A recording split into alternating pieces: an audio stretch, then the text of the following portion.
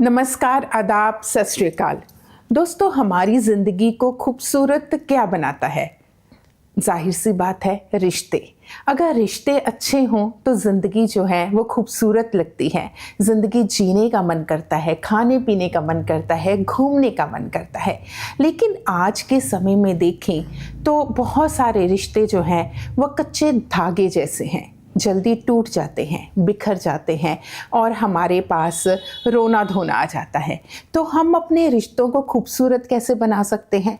रिश्तों से संबंधित जो भी समस्याएं हैं उनसे कैसे बाहर निकल सकते हैं, इसी बारे में आज हम बात करेंगे। और मेरे साथ हैं मैडम पूनम शर्मा। मैडम, आपका बहुत बहुत स्वागत है। थैंक यू जी मैम, रिश्ते हमारी ज़िंदगी को जो खूबसूरत बनाते हैं। बच्चे का जन्म होता है तो उसे सबसे पहले माँ बाप का प्यार मिलता है और कहते हैं कि जब बच्चा पेट में होता है तभी से ही रिश्तों को महसूस करने लगता है। बिल्कुल। और सारी उम्र हमें रिश्तों की ज़रूरत पड़ती है। बिल्कुल। लेकिन आज के समय में अगर देखा जाए तो रिश्तों में बहुत तनाव है। सिर्फ मैं यहाँ पर गर्लफ्रेंड बॉयफ्रेंड या पति पत्नी के रिश्तों की बात नहीं करूँगी। माँ बाप के साथ, भाई बहन के साथ, पति पत्नी में सबसे पहले तो एक जनरल क्वेश्चन कि रिश्तों में इतना तनाव आ क्यों गया? क्योंकि जैसे आपने कहा कि रिश्ते जो हैं वो कच्चे धागे की तरह होते हैं। रिश्ते अब कच्चे धागे की तरह नहीं हुए, रिश्ते शुरू से ही कच्चे धागे की तरह थे। लेकिन एक जो सबसे बड़ी बात है कि पहले हम रिपेयर का ऑप्शन यूज़ करते थे। कुछ फट गया है तो उसे सी लो, उसमें बटन लगा दो, उस पर पैच लगा दो। रिश्तों में ये करना बहुत ज़रूरी है। रिश्तों को आप कपड़ों की तरह ना यूज़ करें कि क्योंकि मार्केट में इतना अवेलेबल है, क्योंकि इतना ऑप्शन है, तो ये काम नहीं कर रहा तो जल्दी से दूसरा ले आओ। तो सबसे बड़ी प्रॉब्लम तो है कि हम रिपेयर का ऑप्शन भूल गए हैं, चाहे वो हमारे रिश्ते गर्लफ्रेंड बॉयफ्रेंड के हैं, माँ बाप भाई बहन या बाकी रिश्तेदारों के साथ हैं। क्योंकि जहाँ पे लोग मिलते हैं, ह्यूमन इंटरेक्शन होता है, वहाँ पे झगड़े, मनमुटाव, मेरी कुछ एक्सपेक्टेशंस हैं आपने पूरी नहीं की, आपकी कुछ एक्सपेक्टेशंस हैं मैंने पूरी नहीं की, तो वो जो झगड़े मनमुटाव है ना, ये तो नॉर्मल है लाइफ के अंदर। लेकिन पहले हम माफ़ करके फिर से उन रिश्तों में हम रिपेयर उसको करके हम उनको फिर से खूबसूरत बना लेते थे। लेकिन अब लगता है कि तुमने मेरे साथ ऐसा किया, एक तो बदले की भावना हम रखते हैं, फिर उसके बाद हम सोचते हैं कि अब तुम मेरे घर ही मत आओ क्योंकि तुम मेरे वेल विशर नहीं हो। तो हम उसे सुख दुख में नहीं बुलाते, हम उसे शादी ब्याह में नहीं बुलाते, तो बस वो रिश्ते फिर ठंडे होके ख़त्म हो जाते हैं। जी मैम, ज़्यादातर लोगों की शिकायत होती है किसी रिश्ते में कि मैंने 100% दिया, सामने वाले ने क्यों नहीं दिया? ये डिपेंड करता है रिलेशन टू रिलेशन कि किस रिश्ते में आपने 100% दिया। अब अगर आप किसी के लिए कर रहे हैं, ओवरबोर्ड जाके कर रहे हैं, यानी आप नहीं कह रहे हैं कि मैं अपना कुछ सेक्रीफाइस करके आपके लिए बहुत ही ज़्यादा करूं, लेकिन मैं करे जा रही हूं, तो वो मेरी प्रॉब्लम है, क्योंकि उसमें मेरी कहीं नीड है कि मुझे तुम्हारी ज़रूरत है, तो मैं तुम्हें ओवर दे के मैं अपने कंट्रोल में रखूं। लेकिन तुम्हें उसकी ज़रूरत नहीं है। तुम कहती हो तुम करते या ना करते, वो चॉइस तुम्हारी थी, मैंने मांगा नहीं था। अब करते करते वो सेकंड पर्सन तो सामने में इतना इंटरेस्टेड है नहीं, तो वो थोड़ा बहुत करता है जितना वो कर सकता है। तो ये कई बार देने वालों की गलती होती है। अक्सर लोग इस बात को नहीं समझते, पर कई बार जो ओवर करते हैं, ओवर केयर, बिना मांगे किसी को देना, सैक्रिफाइस करना, और फिर उस सैक्रिफाइस के बदले में एक्सपेक्ट करना कि ये मेरे लिए उतना नहीं कर रहा जितना मैंने इसके लिए किया। जी मैम, आजकल एक टर्म बहुत प्रचलित हो रही है, टॉक्सिक रिलेशन। पहले मैं ये समझना चाहती हूँ कि टॉक्सिक रिलेशन कौन से होते हैं? अच्छा सवाल है। तो टॉक्सिक रिलेशनशिप क्या होती है? जिसके अंदर की कोई किसी को कंट्रोल करने की कोशिश करता है, वो सारे कंट्रोल्स हर तरह से अपने हाथ में रखता है ताकि दूसरा पर्सन उसके बगैर लाइफ में जी ना सके। तो पहले वो उसे अपने ऊपर डिपेंडेंट बनाता है। वो पेरेंट्स बच्चों को बना सकते हैं, बच्चे पेरेंट्स को बना सकते हैं, हस्बैंड वाइफ एक दूसरे को बना सकते हैं, रोमांटिक रिलेशनशिप, फ्रेंड्स, कोई भी कर सकता है। एक दूसरे को अपने ऊपर किसी को डिपेंड करवाना, इतना कंट्रोल अपने पास रखना, दूसरे का कॉन्फिडेंस गिरा देना कि तुम तो मेरे बगैर सर्वाइव ही नहीं कर सकते, तो वो पर्सन अब इतना अपाहिज हो जाता है, इतना लाचार हो जाता है कि वो उसी रिश्ते पे डिपेंड करता है। अब ना वो उसे छोड़ सकता है और उसमें रहता है तो उसमें वो परेशान रहता है। ये टॉक्सिक रिलेशन होता है। कैसे फिर छुटकारा पाए इस रिलेशन से? हर व्यक्ति को ये देखना है कि जब दो एडल्ट या दो हेल्दी लोग एक साथ रिलेशनशिप में आते हैं तो वो बेस्ट रिलेशनशिप होती है। हेल्दी जब मैं कह रही हूँ तो फिजिकली हेल्दी की बात नहीं कर रही, यानी कि आप दोनों एक हील्ड मेंटालिटी से वो कर रहे हो, ऑपरेट कर रहे हो, एक दूसरे के साथ बात कर रहे हो, और दोनों किसी को कोई कंट्रोल करने की कोशिश नहीं कर रहा। इसे हम म्यूचुअल रिलेशनशिप कहते हैं, है ना, कि मेरे पास ये देने को है, तुम्हारे पास मुझे ये देने, मतलब वो समय है, इसमें हम पैसे की बात भी नहीं कर रहे। जो भी है वो म्यूचुअली अंडरस्टूड है कि जैसे मैं इतना ही समय दे सकता हूँ, या मैं कमिटमेंट दे सकता हूँ, या कमिटमेंट नहीं दे सकता। ऑनेस्टी है, क्लैरिटी है। उसके बाद फिर वो डिसाइड करते हैं कि कौन किसके लिए कितना कर सकता है। तो वो एक हेल्दी रिलेशनशिप है। लेकिन अगर किसी ने किसी को बोल दिया, प्रॉमिसेस कर दिए, जैसे कि फॉर एग्जाम्पल मैं शादी करूँगा, उसने शादी नहीं की, या बच्चे ने माँ बाप का सारा धन ले लिया, जो भी उनकी पूरी एज की सेविंग थी, जो भी आज तक की थी, सारा धन ले लिया बिजनेस में इन्वेस्ट करने के लिए, अब्रॉड जाने के लिए, कि मैं तुम्हारी केयर करूँगा। फिर ऐसे बहुत सारे केसेस हैं जहाँ हम देखते हैं कि माँ बाप बिल्कुल मोहताज हैं कि उनको रिश्तेदार उनका खाना भी अरेंज करें, जबकि वो सब कुछ था उनके पास, तो वो प्रॉमिस फुलफिल नहीं किया। तो इस तरह की ये अनहेल्दी रिलेशनशिप्स हैं, टॉक्सिक कह लो, अनहेल्दी कह लो। ये चाहे हस्बैंड वाइफ में ले लो, चाहे ये जैसे होता है ना, लेडी कहती है मैंने अपना सारा गोल्ड तब तुम्हें दे दिया, ठीक है, अब आज मुझे तुमसे अपनी पॉकेट मनी लेने के लिए भी बेग करना पड़ता है, और फिर वो कहता है ये तो मेरा पैसा है, तुम्हारा इसमें कुछ नहीं है। तो ये अनहेल्दी रिलेशनशिप है। मैम लास्ट टाइम जब हमने बात की तो एक रील हमने डाली थी जो बहुत वायरल भी हुई, जिसमें आपने कहा था कि प्यार जो है वो केयर है। अगर केयर और रिस्पेक्ट है तभी वो रिलेशन अच्छा माना जाता है। अगर लोगों ने इतना पसंद किया, लोगों ने इतने कमेंट्स किए, एक दूसरे को फॉरवर्ड किया, तो इट मीन्स कि बहुत सारे लोग ये महसूस करते हैं कि उनकी जिंदगी में प्यार नहीं है, केयर नहीं है। कई बोलते हैं, कई बोलकर जाहिर नहीं करते। ऐसा क्यों हो रहा है आजकल कि रिश्ते बनते हैं, बड़ी जल्दी बनते हैं, आई लव यू भी बड़ी जल्दी कह दिया जाता है, और उसके बाद धीरे धीरे, जब पहले स्टार्टिंग में कोई रिश्ता बनता है बहुत ही प्यारा लगता है, घंटों बातें करना, उसके बाद धीरे धीरे उसमें एक्साइटमेंट, चार्म, एक दूसरे की रिस्पेक्ट, एक दूसरे की केयर वो कम होती जाती है और शिकायतें बढ़ती जा रही हैं। इसके लिए कौन कसूरवार है? इसके लिए दोनों ही कसूरवार हैं, क्योंकि ये जो रिश्ते हैं ना, ये ट्रांजैक्शन बन गए हैं। सबसे पहले मान लो एक लड़का लड़की एक रिश्ते में आते हैं, प्रेम में आते हैं, लड़की को लगता है कि उसे कोई प्रेम करता है तो वो बहुत खुश होती है, क्योंकि लड़का उसे बताता है वो कितनी खूबसूरत है, वो कितनी इम्पॉर्टेंट है उसकी लाइफ में। हर व्यक्ति ये सुनना चाहता है कि वो कितना अच्छा है, कितना किसी के लिए किसी को उसकी ज़रूरत है, हर कोई ये बात सुनना चाहता है। लेकिन होता क्या है कि जब तक वो लड़का बताता है तभी तक उसके अंदर वो खूबसूरती की फीलिंग रहती है।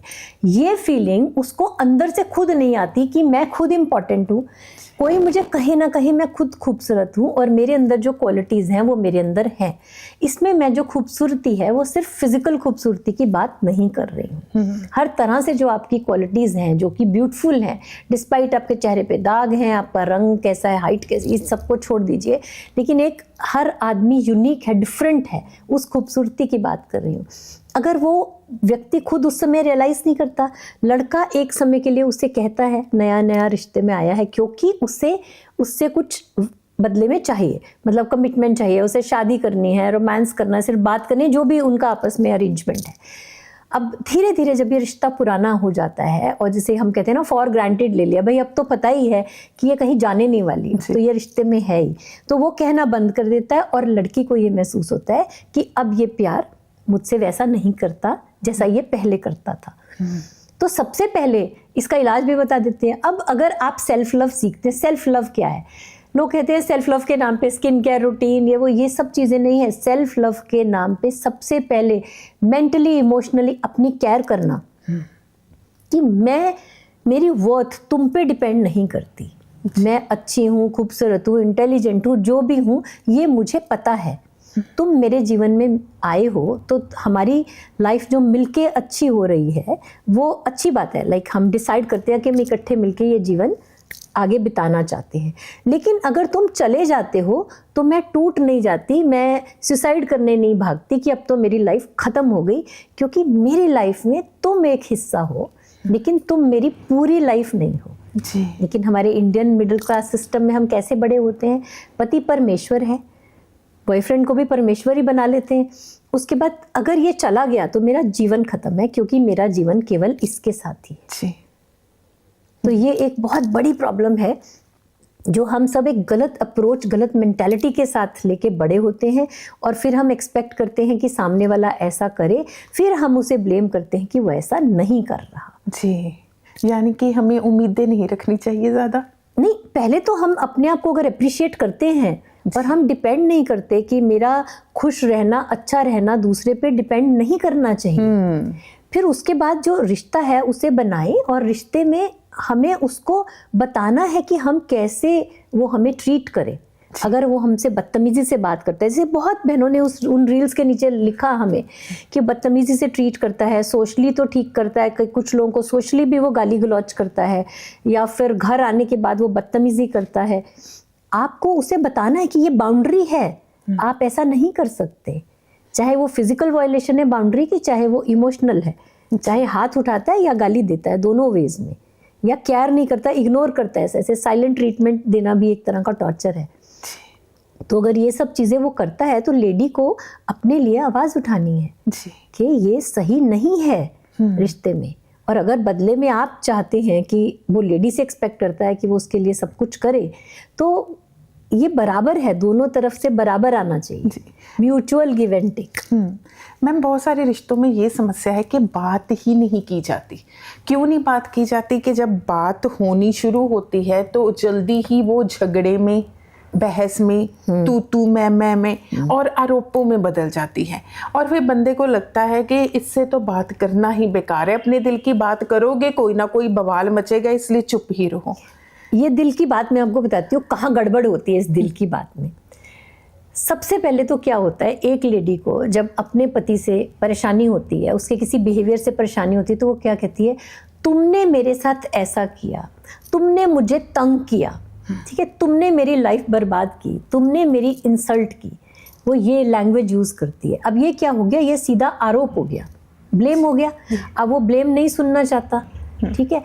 कई बार उसकी गलती होती है, कई बार वो अनइंटेंशनल होता है, वो आपको तंग या ऐसे परेशान नहीं करना चाहता, बट उसका कोई सर्टन बिहेवियर था जो आपको बात चुभ गई और आपको अच्छी नहीं लगी, ठीक है। अब इस केस में सॉल्यूशन क्या है, अपनी लैंग्वेज चेंज करनी है। तुमने मुझे तंग किया, तुमने मेरी इंसल्ट की, तुमने मेरी मायके में तुमने मेरे बारे में या पार्टी में मेरे बारे में ऐसा बोल के तुमने मेरे लिए जो भी प्रॉब्लम खड़ी की है ना, तो आपको इस लैंग्वेज को चेंज करके ये कहना है, आपके इन शब्दों से मुझे दुख पहुंचा है, आपके इन शब्दों से मुझे जो है ऐसा फील हुआ कि मेरी इंसल्ट हुई है। तो अगर आगे से आप इन शब्दों का ध्यान रखेंगे तो हमारे लिए अच्छा रहेगा। जैसे ही आप ब्लेम करेंगे वैसे वो अपने आप को डिफेंड करेगा, वो अपने को डिफेंड करेगा तो वो काउंटर ब्लेम करेगा, तुम कौन सा कम हो जी, मेरी बहन और माँ के साथ तुम भी तो ऐसे बात करती हो। तो वो फिर वो झगड़ा कभी खत्म नहीं होगा, क्योंकि अब वो पावर गेम है। हमें देखना ये है कि क्या हमें पावर गेम खेलनी है या कि हमें प्रेम करना है, या हमें हार्मनी के साथ, प्रेम के साथ, प्यार के साथ एक दूसरे से रहना है। ये हमारी चॉइस है। जी मैम, बहुत बार ऐसा होता है कि लोग कहते हैं कि मेरा पार्टनर टोटली इमोशनलेस सडनली हो गया, पहले तो वो बहुत अच्छा था लेकिन अब पता नहीं इसके इमोशंस कहाँ चले गए। ये सडन कुछ होता है या लॉन्ग टर्म से इंसान के अंदर जो है वो धीरे धीरे इकट्ठा होता रहता है और वो बोलकर या झगड़कर या एक्सप्रेस नहीं कर पाते, तो धीरे धीरे इंसान जो इतना डिटैच्ड हो जाता है कि वो अपने पार्टनर से बात भी नहीं करता। ये दोनों ही चीज़ें हो सकती हैं, क्योंकि कई बार पार्टनर को भी लगता है, मान लो मेल को लगता है कि जो फीमेल है ये अपने घर वालों से, अपनी फ्रेंड से या किसी से बहुत ज़्यादा इन्फ्लुएंस्ड है, तो मैं इसे जो भी कह लूँ ये वहाँ से सलाह ले रही है और वहाँ से ऑपरेट कर रही है, ठीक है। इसमें उस व्यक्ति का हो सकता है कि बिजनेस लॉस, जॉब में स्ट्रेस चल रहा हो, तब वो अपने आप में इतना डूबा हुआ है अपनी प्रॉब्लम के अंदर कि वो अपनी वाइफ, गर्लफ्रेंड या पार्टनर है जिससे ध्यान नहीं दे पा रहा। जी। ठीक है, तो बहुत सारे रीज़न हो सकते हैं। उसको कोई हेल्थ प्रॉब्लम हो सकती है जो वो बताना ना चाह रहा हो, उसकी फैमिली या फ्रेंड्स में किसी को स्ट्रेस हो सकता है जिससे वो इन्फ्लुएंस्ड हो, और ऑल्सो ये भी हो सकता है कि वो किसी और के साथ इन्वॉल्व हो। जी। तो इनमें से कुछ भी हो सकता है। मैम बहुत बार ऐसे रिश्ते होते हैं कि जिनमें दोनों को पता चल जाता है कि अब ये रिश्ता जो है वर्क नहीं करेगा, अब हम दोनों के बीच में कोई फीलिंग्स एक दूसरे के लिए नहीं रही हैं, लेकिन फिर भी एक बंदा उस रिश्ते को ख़त्म नहीं होने देता कि चाहे ये रिश्ता बुरा है, चाहे ये रिश्ता कैसा भी है, लेकिन इसको ख़त्म नहीं करना। ऐसा क्यों होता है? उसमें भी डिफरेंट रीजंस होते हैं। कई बार ये होता है जो एक व्यक्ति रिश्ते से बंध के रहना चाहता है वो बहुत इनसिक्योर है, उसे बहुत बड़ा डर है, कहीं बचपन का ट्रॉमा हो सकता है जहाँ पे कि कोई छोड़ के ना चला जाए, तो इस बात का बहुत डर है। चाहे वो खराब भी है, वो उसके साथ एडजस्ट करता रहेगा, वो मेल या फीमेल कोई भी हो सकता है, लेकिन उसे लगता है कि वो, उसे हम फियर ऑफ अबैंडनमेंट कहते हैं, कि कोई लव्ड वन छोड़ के ना चला जाए, उसके लिए चाहे कोई भी कॉम्प्रोमाइज़ करना पड़े, उसकी कोई भी गलती बर्दाश्त करनी पड़े। ये भी रीज़न हो सकता है, और भी कई रीज़न हो सकते हैं, केस टू केस डिपेंड करता है। लेकिन अधिकतर या तो वो सोशल टैबू है कि अगर ये रिश्ता टूट गया तो मेरे घर वाले या कोई हर्ट हो जाएगा, मैं अपनी माँ को नहीं बता सकता या बता सकती कि अब मेरी ये शादी टूट गई। ऐसे बहुत सारे रिश्ते हैं जिसमें टूटी हुई शादी है लेकिन एक छत के नीचे रह रहे हैं। जी। मैम कहते हैं कि अगर तीसरा आए तो रिश्ता टूट जाता है, तो बहुत सारे लोग कहते हैं कि तीसरे आने की जगह ही क्यों दी, अगर रिश्ता ही मजबूत होता तो तीसरा आता ही ना। तो ये तीसरे का कंसेप्ट समझाइए जरा। अब वो तीसरे का कॉन्सेप्ट जो है, वो चाहे लड़का या लड़की की मदर, सिस्टर कोई भी हो, या वो तीसरा कोई और पार्टनर हो, बॉयफ्रेंड गर्लफ्रेंड, कोई भी तीसरा हो सकता है इसके अंदर। थर्ड पार्टी तो तभी आएगी जब वहाँ पे स्पेस होगी। आपके अंदर किस चीज़ की कमी है, इसके लिए हम एक वर्ड यूज़ करते हैं, वॉइड, यानी खालीपन। जहाँ कुछ खाली होगा, एक नेचुरल लॉ है यूनिवर्स का, उसको किसी चीज़ से भरा जाएगा, है ना। जैसे हम कहते हैं कि हवा खाली स्थान घेरती है, तो इस तरह से रिलेशनशिप में जहाँ वॉइड होगा, जहाँ खाली होगा, उसको किसी चीज़ से भरा जाएगा। अगर किसी इमोशन की कमी है, यानी केयर की कमी है, रोमांस की कमी है, किसी भी चीज़ की कमी है, एक आदमी के लिए वो इम्पॉर्टेंट है, दूसरा व्यक्ति वो उसे दे नहीं रहा है, वो कहता है इसके बगैर तो मेरा सर्वाइवल ही नहीं है, मतलब मुझे कोई चाहिए, मुझे अप्रिशिएट करने के लिए, कोई बताने के लिए कि तुम कितने प्यारे हो, या कोई प्यार लेने के लिए चाहिए, कुछ भी हो सकता है, लेकिन वो उस पार्टनर के साथ उसकी वो चीज़ पूरी नहीं हो रही, तो उसमें वो अपनी, क्योंकि उसकी नीड बहुत बड़ी है उस रिश्ते से, तो उस नीड को पूरी करने के लिए वो तीसरा व्यक्ति एंटर करेगा। राइट और रॉन्ग इसकी बात नहीं कर रहे हैं, रीज़न की बात कर रहे हैं। जी। मैम पेरेंट्स के साथ रिलेशन कैसे अच्छे हों, क्योंकि अगर शादी होती है ना, शादी के बाद लड़के की कंप्लेंट होती है कि जो मेरी पार्टनर है वो तो अपने पेरेंट्स से ज़्यादा बातें करते हैं, अपनी मदर के साथ ज़्यादा बातें करते हैं, उन्हें ये प्रॉब्लम लगती है, इसलिए वो उनके पेरेंट्स के साथ ज़्यादा अटैच्ड नहीं हो पाता।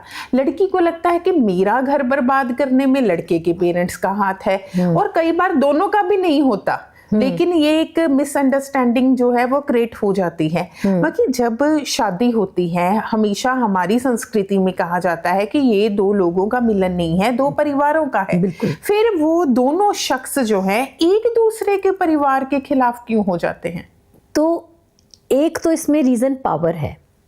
अब हमारी इंडियन फैमिलीज जो हैं वो ज़्यादातर, मैक्सिमम स्पेशली नॉर्थ इंडियन, सब पैट्रियार्कल हैं, यानी कि लड़की शादी करके लड़के के घर जाएगी, ठीक है। अब जब वो स्त्री, वो देवी जब अब लड़के के घर गई है तो एक्सपेक्ट किया जाता है कि सारे रीति रिवाज और सब कुछ लड़के के घर के हिसाब से फॉलो होंगे। लेकिन एक लड़की जो 25, 28, 30 साल की है, आजकल लेट शादियां होती हैं, तो अब वो अपने परिवार के साथ जुड़ी हुई है, उसने खान पान के तरीके, रीति रिवाज सब वहाँ देखे हैं। तो ये सही है कि अब जब आप पैट्रियार्कल में रह रहे हो तो आप उनके फॉलो करोगे, लेकिन पीछे जो रिश्ते हैं, जो बंधन है, जो प्यार है, उनको आप छोड़ के नहीं जाते हो। आप नए, ये सबसे बड़ी बात है कि आप नए रिश्ते बनाते हो, पुराने तोड़कर आगे नहीं बढ़ते। बिल्कुल सही। तो अगर ये बात समझ में आ जाए तो वो माँ बाप से जो बात कर रही है, अपने भाई बहन से रिश्ते रख रही है, वो रखेगी और उसे रखने भी चाहिए। और ऐसा ज़रूरी नहीं है कि हर रिश्ते में कि माँ जो है वो घर तोड़ रही है। कई बहुत केसेस में हम देखते हैं माँ गाइड कर रही होती है, मदर्स आती हैं अपने बच्चों को लेके कि मैम आप समझाओ, हम भी समझा रहे हैं कि कैसे एडजस्ट करना है। तो मदर्स हमेशा ऐसा नहीं होता कि घर तोड़ रही हैं। मैं अभी लड़की की माँ की बात कर रही हूँ, लड़के की माँ की भी जहाँ तक बात ले लें, अधिकतर केसेस में वो भी चाहती हैं कि हमारे लड़के का घर बसे, वंश चले, सब सही से हो। गड़बड़ कई बार क्या होती है, रीति रिवाजों के नाम पे झगड़े होते हैं ज़्यादातर टाइम, कि हमारे यहाँ तो ऐसा होता है। फिर वो रीति रिवाज के नाम से वो वॉर ऑफ ईगो और पावर स्ट्रगल के उसमें जब आ जाती है बात, तो फिर तो ये होती है हमारी ही चलेगी, तुम्हारी नहीं चल सकती। और फिर लड़कियाँ पढ़ी लिखी सक्षम है आजकल, वो झुक के रहती नहीं है, वो भी कहती हैं कि इस तरह तो हम नहीं सुनेंगे, अगर आप अपनी चलाओगे तो हम तो अपनी चलाएंगे। तो वहाँ पर होते हैं झगड़े जी। कुछ केसेस में ऐसा भी होता है कि लड़के की माँ बर्दाश्त नहीं करती कि किसी और ने उसकी जगह ले ली, यानी कि वो केयर, वो जो भी उसको आदत थी अपने बेटे को बच्चा बना के रखा हुआ था कि उसको कपड़े निकाल के देने, नहाने से पहले उसका ब्रेकफास्ट देखना है, उसके पूरे दिन का हालचाल पूछना है, समय बिताना है, तो वो इनसिक्योर हो जाती है। वो मदर्स की प्रॉब्लम भी होती है, कई बार सिंगल मदर्स की भी ये ज़्यादा प्रॉब्लम होती है।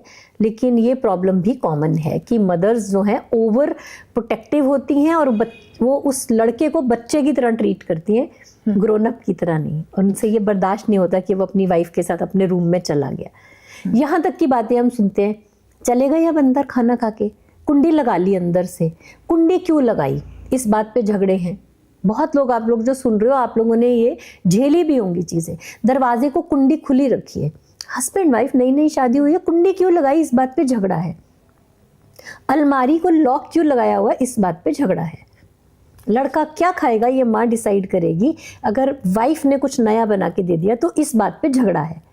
इस बात पे सच में झगड़े होते हैं। जो हमारी आजकल मॉडर्न लड़कियां, उन लोगों को कई बार नहीं समझ में आता। हमारे लाइफ के जो, हमारे एज के जो लेडीज़ हैं, अगर वो सुन रहे हैं तो उन्होंने ये सब चीज़ें झेली होंगी। ये इतना कॉमन है। लेकिन आज भी लोगों के फ़ोन आए हैं तो हमने सुना है कि अभी भी जो 30 साल की 35 साल की लड़की है वो भी इस प्रॉब्लम में से गुजर रही है। जी, कि तुम अपने हस्बैंड के साथ अंदर चलेंगी, दरवाज़ा खुला रखो, दरवाज़ा बंद नहीं रखना। हमारे यहाँ ऐसा नहीं किया जाता। प्राइवेसी नाम की कोई चीज़ नहीं है। हस्बैंड वाइफ में बॉन्डिंग नहीं बनेगी, शादी कैसे चलेगी, डिवोर्स तक पहुंच रही है। इसीलिए वो कहते हैं कि जब इस घर में प्राइवेसी नहीं है तो हमें घर ही दूसरा चाहिए। आप अलग रहे, हमें माँ बाप के साथ रहना नहीं है। बिल्कुल। तो ये प्रॉब्लम है, ये रियल टाइम प्रॉब्लम है। मैम, आपके पास रिलेशंस को लेकर किस तरह के केस ज़्यादा आते हैं? इसी तरह के केस आते हैं जो अभी हमने प्रॉब्लम्स डिस्कस की हैं, ये सारे इस तरह के केसेस आते हैं। कोई थर्ड पार्टी का इन्वॉल्वमेंट है और मोस्टली ईगो के इश्यूज होते हैं। जी। अभी कल मुझे कोई बता रहा था कि कोर्ट केस में उनका डिवोर्स केस चल रहा है, तो कैसी कैसी बातें हैं कि लेडी ने कहा हस्बैंड को कि मॉस्किटो रेपेलेंट लेके आना, वो लेके नहीं आया। ऐसी 2-4 छोटी छोटी चीज़ें आपस में, वो केस कोर्ट तक पहुंच गया है। अब वो केस कोर्ट पर जाने से पहले अगर वो हमारे पास हीलिंग के लिए या रिलेशनशिप काउंसलिंग के लिए आता है तो वहाँ तक जाने की ज़रूरत ही नहीं है ना। मैटर इतने छोटे छोटे हैं कि या तो लोग चैट जीपीटी से पूछ रहे हैं, या फिर वो थेरेपी के नाम पे, मैं कुछ रील्स देख रही थी, वो कह रहे हैं कि थेरेपिस्ट के पास जाने की ज़रूरत नहीं है। थेरेपिस्ट तो वही काम करता है जैसे आप किसी को चुगली सुना रहे हो, वो तो कॉपी लेके बैठ जाएगा, आपकी प्रॉब्लम सुनेगा, 5 सेशंस आपको बेटर फील करेगा क्योंकि आपने अपने दिल की बातें कह दी। थेरेपी चुगली सुनाने जैसा नहीं है। आपके डीप इश्यूज, जैसे ये मैंने मॉस्किटो रेपेलेंट नहीं लेके आए और ये सब प्रॉब्लम्स को लेके वो पहुंच गया कोर्ट में, तो वहां पे वो लड़की को शायद लगता है वो अनहर्ड है, उसकी बात सुनी नहीं जाती। और लड़के को शायद लग रहा होता है कि शायद मुझे डोमिनेट किया जा रहा है, फोर्स किया जा रहा है कोई काम करने के लिए। तो ऐसी ऐसी चीज़ों को जब हम उसके डीप इश्यूज हील करते हैं तो वो अंदर से हीलिंग होती है। थेरेपी का मतलब सिर्फ ये नहीं है कि आप वहाँ गए, आपने सिर्फ अपने आप को कहते हैं अनलोड कर दिया, आपने बातें सुना दी। थेरेपी वो नहीं है, वो तो आइस ब्रेकिंग सेशन है कि आप पता चला कि आप क्या चाहते हैं और आप क्या हैं। उसके बाद डीप थेरेपी होती है, सबकॉन्शियस में जाके आपके इनर चाइल्ड के क्या इश्यूज़ हैं, बचपन के क्या इश्यूज़ हैं, उनको एड्रेस किया जाता है, हील किया जाता है। जी मैम, कहते हैं कि माफ़ी मांग लेना और माफ़ कर देना बहुत ज़रूरी होता है किसी रिश्ते को बचा कर रखने में। लेकिन कितनी बार जो है माफ़ किया जाए? हाँ, माफ़ी मांग लेना और माफ़ कर देना, हाँ जी, बहुत खूबसूरत बात है। हमारी बहुत सारी हीलिंग इसके आसपास टिकी हुई है। लेकिन जो बात लोग नहीं समझते वो ये है, माफ़ कर दिया आपने किसी व्यक्ति को, पर अगर वही गलती वो बार बार करता है, फिर माफ़ करने का कोई फ़ायदा नहीं। फिर तो उसने ये देख लिया कि आप कमज़ोर हैं और आप को मैटर नहीं करता अगर वो गलती बार बार करता है। तो एक ही गलती के लिए किसी को बार बार अगर आप माफ़ कर रहे हो तो आप माफ़ नहीं कर रहे, फिर आप बेवकूफ़ बन रहे हो और आप उसको अलाउ कर रहे हो कि मैं तो भूल के फिर से आगे बढ़ जाऊंगी। ठीक है, तो एक ही गलती अगर वो बार बार रिपीट करता है तो उसको इंडिकेट करना है कि एक बार माफ़ कर दिया। माफ़ करने का मतलब ये नहीं है कि it is okay with me, अब आओ आप दोबारा सेम गलती करो। ठीक है, तो आपने माफ़ कर दिया और माफ़ी मांग ली, उसका भी सेम प्रिंसिपल है। आपसे गलती हुई है, आप माफ़ी मांग दीजिए और सामने वाला आपको माफ़ कर दे, रिश्ता रिपेयर्ड है। लेकिन फिर इस माफ़ी का मतलब ये है कि ये बात आप रिपीट नहीं करेंगे, चाहे वो आप हैं चाहे वो सामने वाला व्यक्ति है। अब उसने कोई अलग गलती कर दी तो चलो ठीक है, ह्यूमन है, गलतियां हो जाती हैं जी, लेकिन गलती रिपीट नहीं होनी चाहिए। मैम, आपने अपने पेरेंट्स की जनरेशन भी देखी, बिल्कुल, आपने अपने भी सारे रिलेशंस को देखा और आज की जनरेशन को भी आप देख रहे हैं, क्या फ़र्क महसूस करती हैं? ओके, 3 जनरेशन्स में काफ़ी फ़र्क है। हमारे पेरेंट्स की जनरेशन में ये होता था, कुछ भी अच्छा बुरा हो जाए, मतलब जो रिपेयर वाला पार्ट है ना उनका बहुत ही ज़्यादा था। कुछ भी हो जाए, किसी ने कुछ कह दिया, उसी समय भूल के वो बात ख़त्म हो जाती थी। बहुत कम मनमुटाव था। कुछ बहुत बड़ी बात हो जाए तो रिश्ता तोड़ा जाता था, अदरवाइज़ रिश्ते नहीं तोड़े जाते थे। कोई गरीब है, कोई अमीर है, शादी ब्याह में इसमें सब इकट्ठे मिलके चलते थे। ये नहीं देखा जाता था कि ये व्यक्ति बड़ी कार में नहीं आया है या इसका जो इकोनॉमिक स्टैंडर्ड है लो, ये सब चीज़ें नहीं देखी जाती थी। कोई आया है तो उसकी बराबर आप भगत, खाना पीना जो भी सब कुछ होता था बहुत ही मिलजुल के होता था। एक हंसी खेलना, मिलना जुलना ज़्यादा इम्पॉर्टेंट था बजाय इसके कि दिखावा हो। ठीक है, हमारी जनरेशन में थोड़ा सा कमर्शलाइजेशन ज़्यादा आई। हमारी जनरेशन में थोड़ा ये हो गया कि स्टाइल, ब्रांड्स और ये सब चीज़ें, इसका लेवल उसका लेवल, एक टाइम है जो आया तो हमने वो वाला ट्रांजिशन भी देखा है। तो हमारी जनरेशन थोड़ी सी ज़्यादा कंफ्यूज्ड है बिकॉज हमने अपने पेरेंट्स को किसी और तरह देखा है, फिर बीच में ये अलग फेज़ आया। ठीक है, लेकिन इसके बीच में इसीलिए हमारी जनरेशन में ज़्यादा प्रॉब्लम है बनस्पत की, हमारी जो बच्चों वाली जनरेशन है, क्योंकि उसमें हमने दोनों चीज़ें देखी हैं और उसके दोनों के बीच में खिंचाव है बहुत ज़्यादा। समझ में नहीं आता कि क्या करें। तो इसमें लेकिन फिर भी इसमें भी कुछ रिश्ते रखने की कोशिश की जाती है। और जो हमसे अगली जनरेशन है वो ऑलमोस्ट 2 टाइप की है। एक तो वो है जिन्होंने देखा है कि रिश्ते रखने में अच्छी बात है कि रिश्ते संभालने हैं और रिश्ते रखने हैं, लेकिन उसमें एक केयर फ्री पार्ट है जो यंगस्टर्स का है, जिसे लगता है हमें किसी की परवाह नहीं है, वी डोंट केयर। पहले होता था बच्चा भी पैदा होगा तो नानी दादी या फैमिली देखेगी, अब है हम आपस में खुश है, जापा आ जाएगी, कोई और आ जाएगा, क्योंकि सब कुछ अवेलेबल है, अफोर्डेबिलिटी है, जॉब्स भी करते हैं, सब कुछ करते हैं। तो जो अगली वाली जनरेशन है वो भी 2 तरह की है। एक तो एक्चुअली बहुत केयर करती है रिश्तों की। मैं ऐसा नहीं कहूँगी कि अगली जनरेशन, मैंने सच में वो बहुत सारे ऐसे बच्चे देखे हैं जिनके लिए रिश्ते बहुत मायने रखते हैं। सारे रिश्ते, गांव में दादी नानी पड़ोसी, सब रिश्ते मायने रखते हैं। लेकिन उसमें ये भी जनरेशन है जिसके लिए कि हस्बैंड वाइफ भी ऐसे ही रह रहे हैं, ट्रांजैक्शनल ही है कि तुम कितने पैसे कमा के लाते हो, क्या है, आपस में भी वो रिश्ते उनके मीठे नहीं हैं, बहुत ड्राई हो गए हैं जी। तो उनके चाइल्डहुड ट्रॉमेटिक एक्सपीरियंसेस हैं ज़्यादातर, और सोसाइटी के कुछ ऐसे एक्सपीरियंसेस हैं, या फिर हम गलत उसमें फंस गए, दिखावा, ब्रांडिंग, शो ऑफ, हम बेटर हैं तो जो कमज़ोर है हम उसके साथ इंटरेक्ट नहीं करेंगे, ये कौन से एरिया में रहता है। मैम, कंपैरिजन कितना हानिकारक है रिलेशंस के लिए, क्योंकि आजकल सोशल मीडिया का दौर है, तो कुछ कपल्स अपनी फोटोग्राफ से डालते हैं, घूमने जाते हैं ये वो, और कुछ कपल्स शिकायत करते हैं कि देखो फलाने का बंदा तो इसको ये लेकर दिया, ये यहाँ लेकर गया, वो कितना प्यार करता है, हमारे बीच में वो बातें नहीं हैं। जो हम कंपैरिजन करते हैं अपने रिलेशंस का दूसरों के साथ, वो कितना को हानिकारक हो जाता है? वो 100% हानिकारक ही है, उसमें परसेंटेज तो है ही नहीं हानि की, हानिकारक ही है। क्योंकि दूसरे का क्या सिस्टम है, उसका बजट क्या है, अब उसको हम अपने साथ कंपेयर करेंगे तो हम ये नहीं सोच सकते ना कि उसने क्या कपड़े पहने हुए हैं, क्या ऐसा हैंडबैग उठाया है, कहाँ कहाँ वेकेशन में जाता है। अब आपके हस्बैंड की जो सैलरी है या आपकी जो सैलरी है, फैमिली का जो बजट है, आप उसी के हिसाब से अपने बच्चों को, अपनी वेकेशन, अपना हंसी खेल, क्योंकि अब फिर से बात वही आ गई कि अब वो दिखावा कि आप कौन से कंट्री में वेकेशन के लिए, कौन से होटल में गए, कैसे कपड़े पहनते हैं, कौन सी गाड़ी चलाते हैं, ये सब दिखावा हो गया। लेकिन अब खुशी जो है इन दिखावे की चीज़ों से नापी जा रही है। लेकिन खुशी जो है, आप कितना टाइम एक दूसरे के साथ स्पेंड करते हैं, आप कितनी आपस में गेम खेलते हैं, पिकनिक जाते हैं, छोटी छोटी चीज़ें। मुझे याद है हम छोटे बच्चे थे, प्रैम लेके, एक बच्चे को प्रैम में, एक को हाथ में, साथ में खाने का सामान लेके वो पिकनिक करके, वही हमारा दिन होता था, उसी में हम बहुत इंजॉय करते थे। लेकिन आज के दिन जब तक बाहर जाके आप ऐसी ऐसी जगहों की वेकेशंस की पिक्चर्स ना डालो तो लोगों को लगता है कि इनकी जिंदगी ही नहीं है, ये खुश नहीं है। तो खुशी का जो मायना है, वो जो सोशल मीडिया पे आप दिखा रहे हो, वो खुशी दिखा रहे हो, खुश हो या नहीं हो ये उनको ही पता है। लेकिन खुशी जो आपस में हम इकट्ठे खाना खाते, एक दूसरे का सुख दुख जानते हैं, एक दूसरे का दिन कैसा गया, जो हम समय बताते हैं, वो एक्चुअली खुशी है। मैम, बहुत सारे लोगों की शिकायत होती है कि हमारे रिश्ते को तो नजर लग गई। नजर लगती है? रिश्ते को कोई नज़र वज़र नहीं लगती है। देखो, अल्टीमेटली अगर ये तो ब्लेम शिफ्ट करने की बात है कि आप हंस खेल रहे थे, हाँ, तो वो दिखावे का आप ना करिए। दिखावे के रिश्ते को तो नज़र लग सकती है, लेकिन जो अंदर से बॉन्डिंग है उसको कोई नज़र नहीं लगती।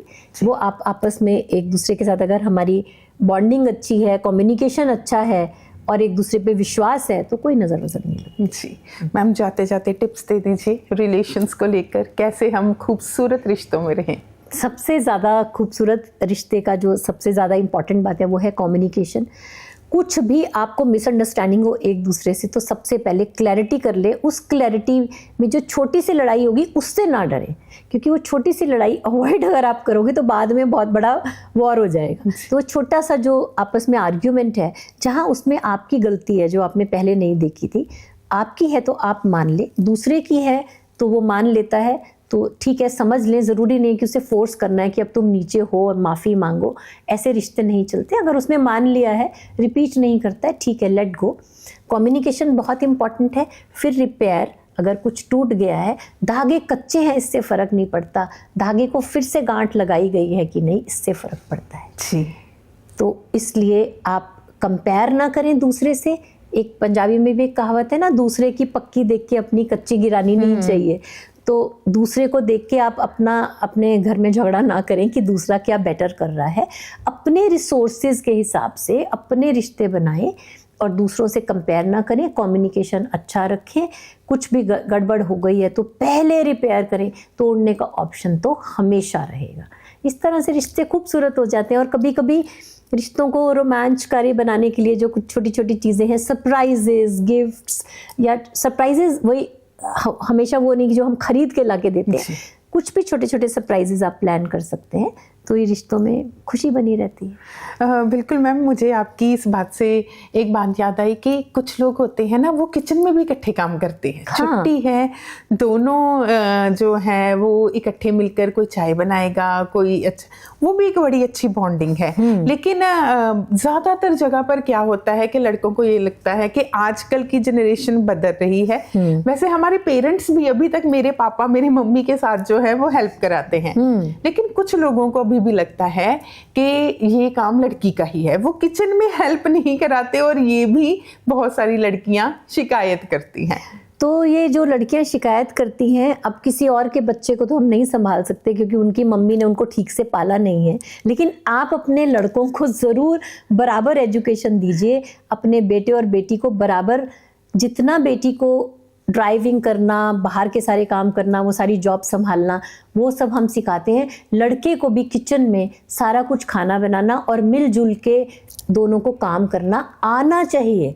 आपको करने की ज़रूरत नहीं है तो बहुत अच्छी बात है, सर्वेंट्स करते हैं तो बहुत अच्छी बात है, लेकिन ज़रूरत पड़ने पे अगर आप हेल्प नहीं कर सकते और आपको आता ही नहीं है तो ये अच्छी बात बिल्कुल भी नहीं है। जी, तो ये आपको आना चाहिए और आपको कनेक्शन एक दूसरे के साथ होना चाहिए। आपको देखें कि आप बीमार लग रही हो, आप ये लग रही हो, आपको एक कप चाय का बना के दे दूं क्या, आपके लिए मेडिसिन ला दूं क्या, इतना ही पूछ लेना, आपकी कोई जो मैस्कुलिनिटी कम नहीं हो जाएगी इसके अंदर। बिल्कुल। एक ऐड आती होती थी और उसमें यही वो कहते थे कि हम अक्सर ही लड़कों को सिखाते हैं कि लड़के रोया नहीं करते, ये भी सिखाना चाहिए हमको कि लड़के रुलाया भी नहीं करते। हाँ जी। लड़के रोया नहीं करते। पहले तो मैं इसके बारे में बोलूँगी, लड़के रो भी सकते हैं, क्योंकि एक ह्यूमन जो सेंसिटिव, केयरिंग, सॉफ्ट पर्सन है वही रोएगा। रोना इज ओके, रोते रहना इज नॉट ओके। जी। तो लड़के रो भी सकते हैं, लेकिन रुलाना नहीं होता है।